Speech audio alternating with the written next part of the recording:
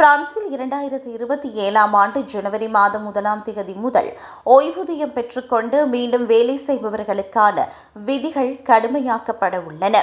கடந்த டிசம்பரில் நிறைவேற்றப்பட்ட சமூக பாதுகாப்பு வரவு செலவு திட்டத்தில் இந்த சீர்திருத்தம் அமைதியாக சேர்க்கப்பட்டுள்ளது.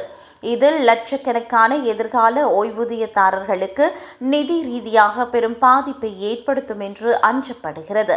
இந்த புதிய மாற்றங்கள் வயது அடிப்படையில் 3 பிரிவுகளாக பிரிக்கப்பட்டுள்ளன. இதன் முக்கிய நோக்கம் அரசுக்கு சேமிப்பை அதிகரிப்பதும், முழு ஓய்வூதிய வயதை அடையாதவர்கள் அதிக பலன்களை பெறுவதை கட்டுப்படுத்துவதும் ஆகும்.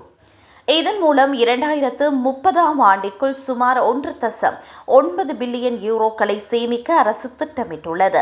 64 வயதுக்கு உட்பட்டவர்கள் ஓய்வூதியம் பெற்றுக்கொண்டே வேலை செய்தால் அவர்கள் ஈட்டும் ஒவ்வொரு யூரோவிற்கும் ஈடாக அவர்களின் ஓய்வூதிய தொகை 100% குறைக்கப்படும்.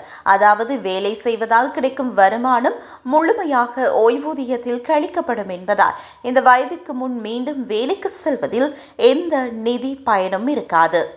64 முதல் 67 வயது வரை உள்ளவர்களுக்கு கட்டுப்பாடுகள் ஓரளவு தளர்த்தப்பட்டுள்ளன. இவர்களின் ஆண்டு வருமானம் நிர்ணயிக்கப்பட்ட வரம்பை தாண்டினால் அந்த தொகையில் 50% ஓய்வூதியத்திலிருந்து கழிக்கப்படும். இது பகுதி நேர வேலை மூலம் வருமானத்தை உயர்த்த நினைக்கும் முதியவர்களுக்கு பின்னடைவை ஏற்படுத்தும்.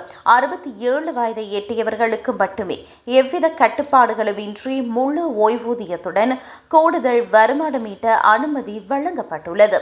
தற்போது நடைமுறையில் இருக்கும் சில காத்திருப்பு காலங்களும் இவர்களுக்கு நீக்கப்பட உள்ளன. இதன் மூலம் முதியவர்கள் நீண்ட காலம் பணியில் இருப்பதை அரசு மறைமுகமாக ஊக்குவிக்கிறது.